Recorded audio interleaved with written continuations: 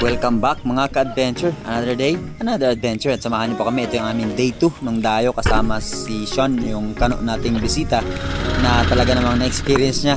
Even matulog ng gabi na nakaupo dahil inulan po kami. Kaya tara, samahan niyo po kami. Let's go! This one? The tail? The tail and yes. Ang ating next na tanong mga ka-adventure, ano ang English ng salitang sipnayan?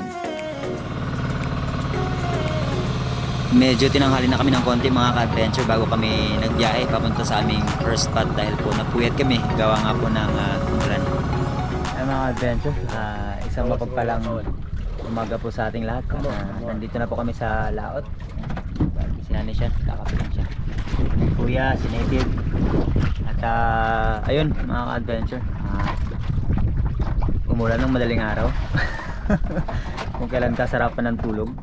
Kaya sabi ko nga ipaparanas natin sa kanya. Naranasan niya naman. Medyo hindi ko alam kung nagre-reklamo siya, pero prior sinabi na kagad dun sa kanya na may experience yung ganito. And preparation time lang kami. And we'll be ready in a few minutes. First stop of the day, ang Bahura. The area is called number 6. Kaya tara, samahan niyo mga adventure. And again, thank you so much for always been supporting to all the adventures that we've been doing. Let's do more. Nandito kami sa Bahura mga ka-adventure, kung saan tayo madalas mag-unang spot sa araw kapag nagdadayo kami from Nangalao Island.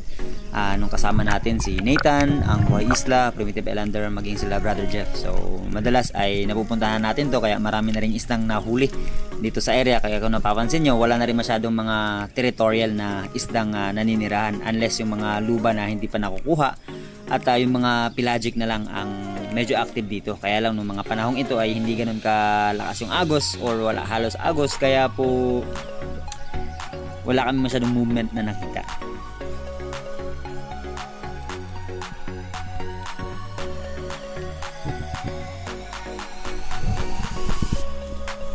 Ako at si Native Channel ang magkasamang lumalangoy mga ka-adventure, at si Sean ay nasa bangkalan at si Kuya ay hindi lumangoy dahil po kailangan namin ng sweeper.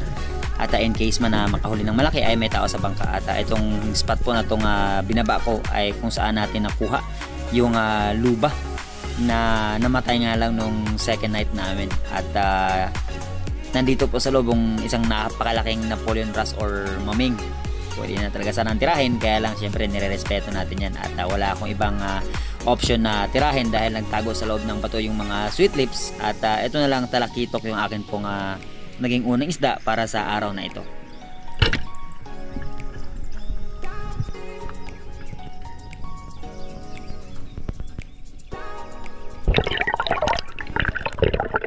Again mga ka-adventure, ang pamamana or spear fishing ay hindi lang about sa laki ng nahuhuli at sa lalim ng naabot, kundi kung gano'n nyo po itong nai-enjoy at nakapag-uwi ng pang-ulam, at most especially is safe na nagawa ang iyong gustong-gustong gawin. Kasi ito yung mga bagay na talagang magmo-motivate sa'yo at gustong-gusto mong gawin, kaya nag-excel ka sa lahat ng iyong ginagawa. Kaya dive safe po palagi sa ating lahat. And again, no fish worth our life.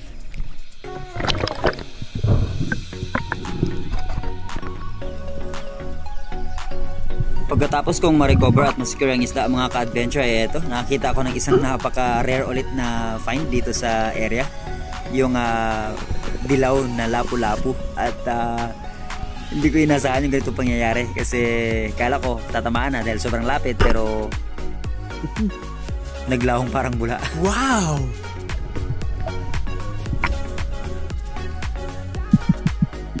Ito lang yung mga pelagic na napansin namin dito sa area mga ka-adventure. Hindi sila ganun kalalaki, pero sulit na sana pang ulam. Kaya lang medyo mahilap ang isang to, kaya hindi natin natira. Nasa unahan ko ng bahagi si Native Channel mga ka-adventure, at akala ko ay napansin niya ang aking next target.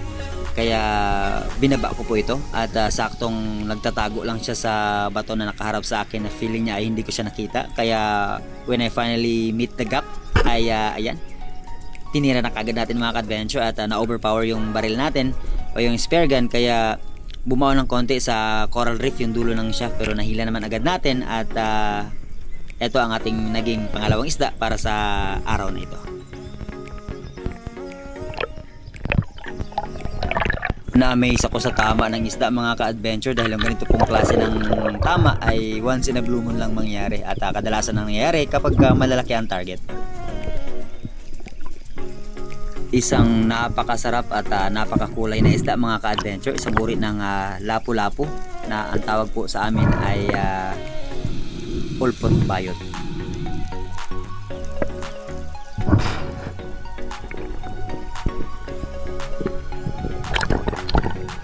Pagkahuli ko ng isda mga ka-adventure, ayan, sa unahan ng konti, si Native Channel may nahuli na rin. Ang nahuli niya po ay white-tail unicorn.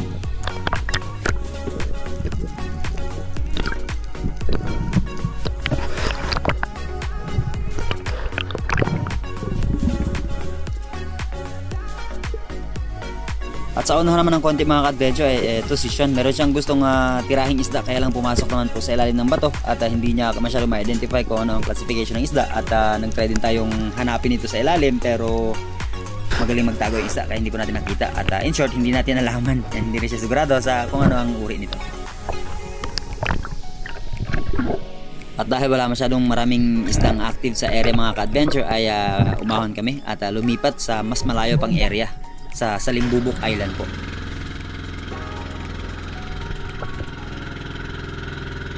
Palayo na kami ng palayo mga ka-adventure sa mga bahura or mga spot na pinupuntahan po namin para makahanap ng magandang uri ng mga isda. Kaya sa ating susunod na bisita na ang Lurop at ang Harabas ay mag-explore na naman tayo ng mga panibagong bahura, which is again napakalayo na mula sa isla, and kung napakarami talagang isda dapat sa isla ay hindi na kami lalayo, pero ang katotohanan po ay kailangan na namin makipagsaro sa palaran sa mas malayong isla para makahuli na maganda.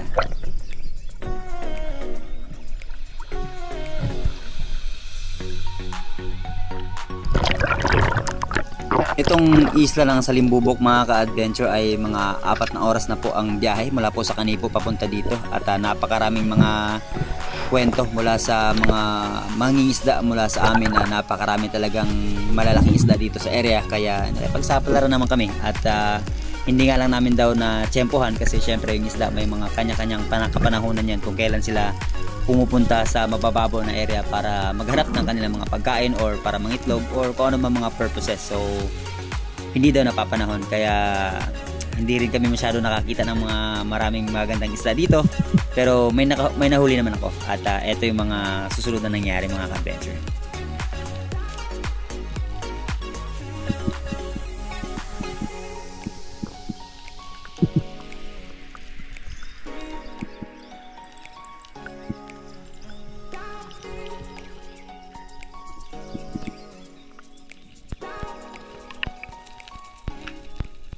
Inikot namin yung buong isla at ang malayong sakop na bahura nito mga ka-adventure, ngunit wala kaming masyadong mga isdang nakita talaga, at dito pala malapit lang sa bangka ay mayroong 3 pirasong oriental sweet lips or lifting budlisan, at netry ko po itong akitin at palapitin kung ito ba ay ating matitira, at sa unang attempt ko ay hindi masyadong ibinigay yung gap na hinihingi natin, kaya hindi ko na lang muna siya pinili tirahin, na nang sa ganun na hindi siya matret, at magkaroon tayo ng chance na palapitin ito ng husto para sa mas sigurado at accurate na pagtira.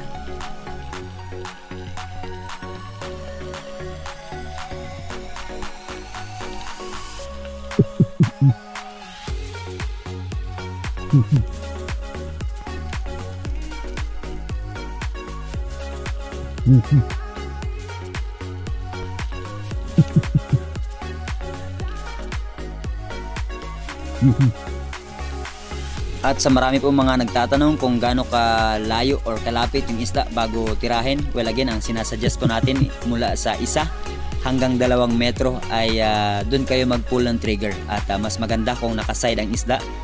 Depende rin sa classifications, pero kapag mga lapu-lapu po dapat pa nakaharap ay tirahin nyo, pero kapag mga sweet lips or mga malalaking uri ng isda, kapag nakaside ay mas mataas ang chance na tatamaan talaga kapag titirahin nyo po yung ganong uri.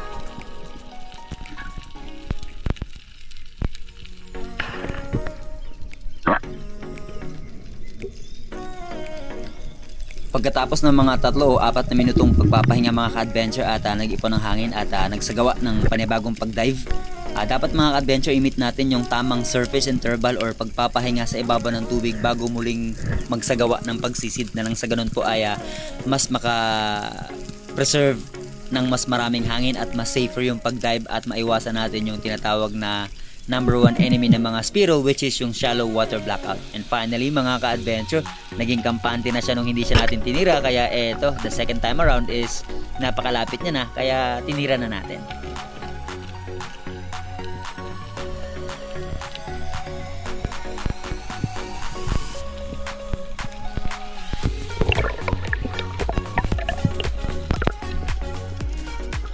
May mga isda mga ka-adventure na continuous yung kanilang paglangoy sa isang direction lang. So kapag alam nyo yung ganung classification ng isda na hindi po magbabago ng direction, lagi nyo pong i-aim pag titirahin nyo is yung ulo. So in case man na lumangoy siya ng konti ng mabilis, tatamaan pa rin siya. So mas mataas ang chance na mahuli ito.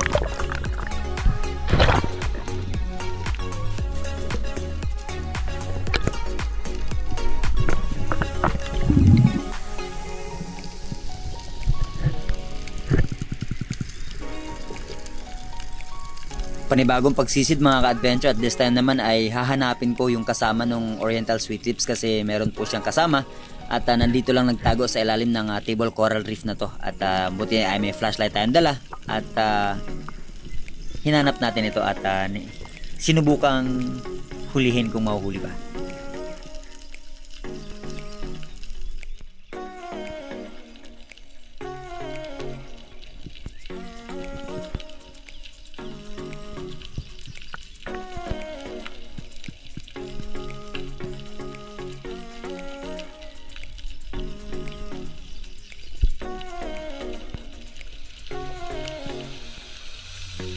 Pagkakita ko mga ka-adventure ay ayan, pull kagad ng trigger. Kaya lang po mga ka-adventure, tumama yung ating shaft sa bato. Kaya hindi po nakabuka yung flapper or hindi tumagos yung flapper, kaya nakawala. And hindi po umalis mga ka-adventure, lumipat lang siya sa kabilang side. Kaya binantayan ko po ito habang ako ay nagpapahinga at nag-iipon ng hangin. At nitry po itong hanapin.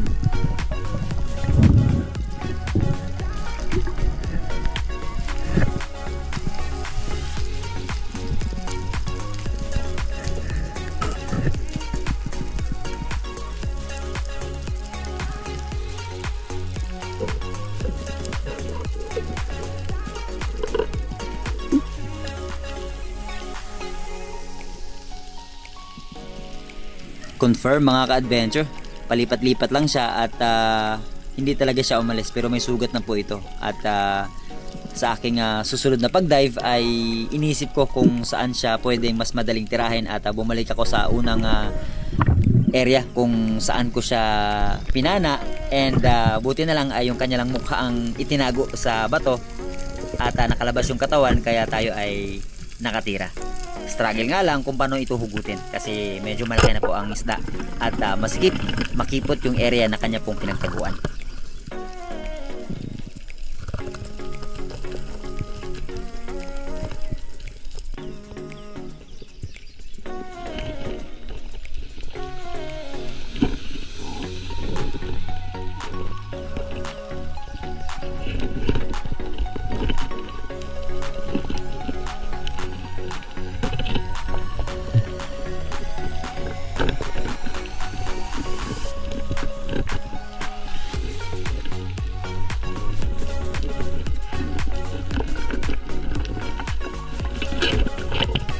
At eto madalas mga ka-adventure ang pinaka-crucial part bilang isang namamana, no? Yung pag-recover. So ang sabi nga nila, to shoot is easy but recovery is another story. So kapag kinakapos na po kayo at hindi nyo pa mahuhugot or mahihila yung isda, masisecure, ay umahon po kayo at mag-ipon ng hangin at bago ulit magsagawa ng panibagong pagsisid at huwag nyo pong pipilitin.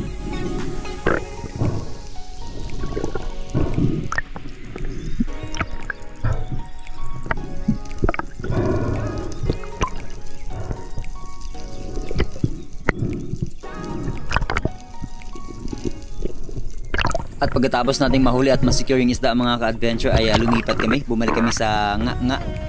At doon nagsagawa ng panibagong pagsisid si Native Channel at si Kuya. Kami ni Sean po ay napagod na, nagpahinga dahil maaga tayo nag-umpisa. And after po nilang mamana ay nagdesisyon na rin kami na umuwi kasi medyo hindi talaga ganun ka ganda yung lagay ng panahon or hindi talaga napapanahon yung akit ng mga isda. Kaya in short ay konti lang yung biyayang na nahuli natin para sa araw na ito or sa dayong ito. Ha? Ano siya mga ganyan?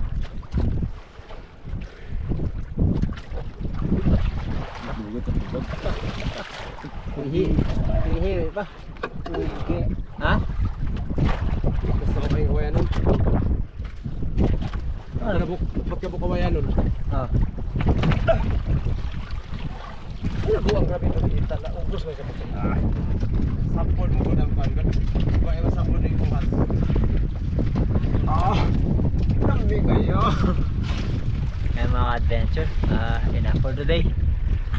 Hindi natin nasaktuhan yung akit ng isda at saka medyo bulabog. Ang dami kasi namumugita. At maaga-aga pa, uwi na po kami. Pagod na pagod yung ating yung ating import, pagod na pagod. At least na-realize niya na hindi talaga ganun kadali yung buhay ng mga isda, lalo tumamamana, diba? Kaya tara, samahan nyo kayo mga adventure. Tapos bukas pala hati ko na sa bayan yan. Doon naman siya magpapatuloy ng kanyang mga gagawin activity sa Coron. Kay Coach Ali, mamana din sila. Kaya sige, see you there sa isla mga adventure. Mula sa isla ng nga mga ka-adventure ay inaabot kami ng halos 4 na oras na biyahe na dahil po napaka maalo nung panahong ito. Kaya nag-decide din kami na umalis din ng maaga kasi baka gabihin kami at syempre magpe-prepare pa tayo ng pagkain para sa ating bisita at ibenta yung mga nahuli natin. At since na umako naman si Sean na if ever merong kulang sa pagbayad ng expenses namin ay sasagutin niya yung matitira. Banyera din mga ka-adventure. Ang regular. Ay, ako isda. O yan, dali mo to sa inyo. Wag lahat. Mga ka-adventure, kauwi lang po. Linis mo tayo ng isda. Ito lang. Magsigang tayo ng Ha? 3 piraso ha. kanlay. Sige, Gabay na ako. kanlay. Tapos itong lobster. Matanda siya. Tapos ihaw tayo nitong indangan. Labahita. Ayan. Mahilig sa isla si Sean. Napagod. Sige mga adventure, let's go.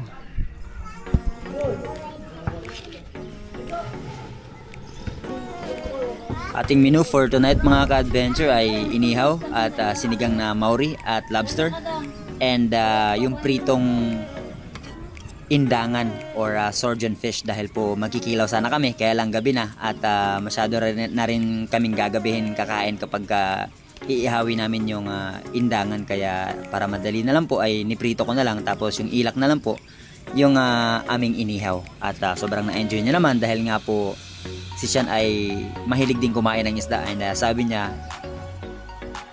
ito ang literal na sariwa dahil kakahuli lang natin tapos lulutuin or hindi pa tumagal talaga kagaya ng mga mabibili natin sa mga storage or sa mga palengke.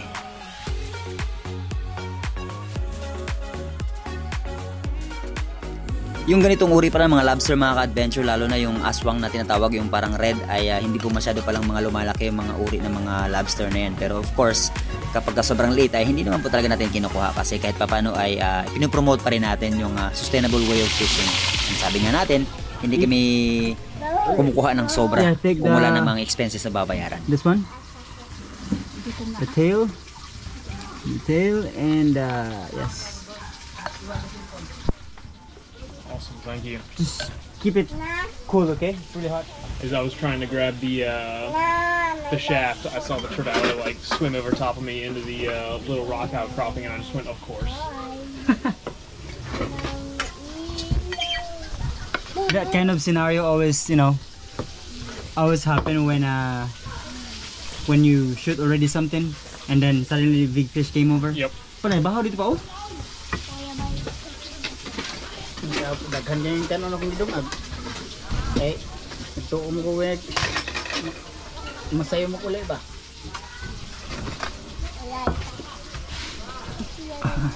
Yan, kaya pa tayo mga adventure. Sensya na, nakahabad po kami. Kuya, dila ko kuya. Ano bebe? Sentensya natin ng Maori. Si chairman po ay busy. Ang kabilang dulo po kasi ay may fiesta celebration, kaya malamang nandun po yun. Pagdating po namin wala siya dito, so prepare lang agad na pagkain para makakain yung bisita natin si Sean. Yan, nilalantakan niya ng lobster. Lobster! Delicious, fresh caught. Yes, that's your own catch, right? Mm-hmm. Yeah. It's even way tastier if it's all your own catch. Yeah. Exactly. The effort tastes good. Yeah. Kaya na sa busile? Ha? Kaya ikaw?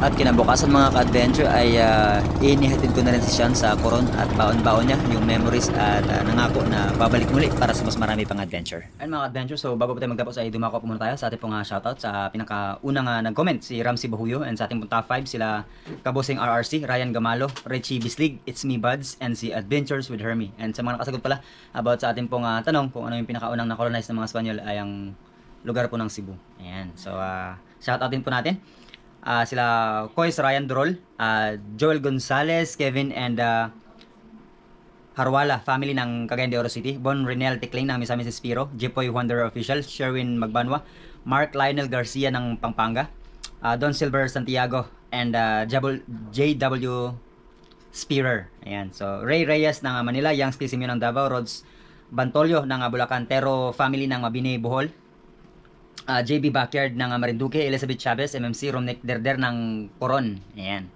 Shout out po. Richard Padua ng North Cotabato, Copico Gaming ng La Union, Aisa Kirante ng Tacloban, Ricarte Cañete ng Olongapo, Don Somalinog and Karen Nerona ng South Cotabato, Nico J and Mela B. Prado. Maraming salamat po sa support. Shout out po sa inyo. Arnel Sido ng Negros and Henril Camel, Wendell Bersaba ng Cainta, Alvin Recalde, MM Yamada ng Japan, Glipol Angagan, Kaito Kayanan, Jonah Galoso ng Surigao, Ezra Meka ng Baybay Leyte, Di San Jose family ng Caluya Antique. Shout out sa Cargo House ng Paranaque from Jessa Valdez, Jemar Neil Bakay, Joel Dilin, Kiko Junea and Kian Bautista ng Ilocos, Julian Enocando ng Dubai, Krisha Faith Sons ng Rojas Mindoro, Idol Terzo Manolot Laureo and Team Noranda ng Canada, Solari Santi, Miss Anonymous, Miss May Stakio ng Solid Harabas viewers, and Joy Adventures and Native Channel and Buhay Isla and Primitive Islanders ng Hong Kong chapter. Thank you po Miss May. Miss Christine ng Qatar, Miss Glenda Banstro, Bayramin Farenas and family, Miss Monet Paras, Bayroel Balabo, Sir Jules Madrid, Master Rich, yan.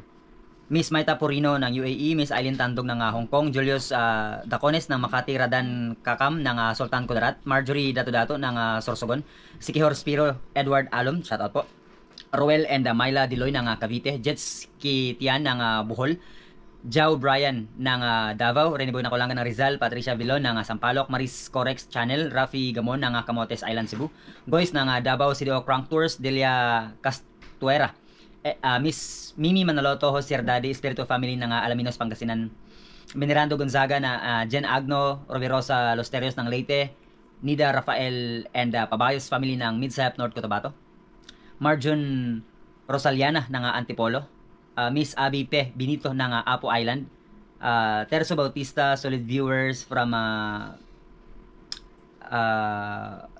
Rice Granary of the Philippines sa Nueva Ecija. Yan, shout out po sa inyo.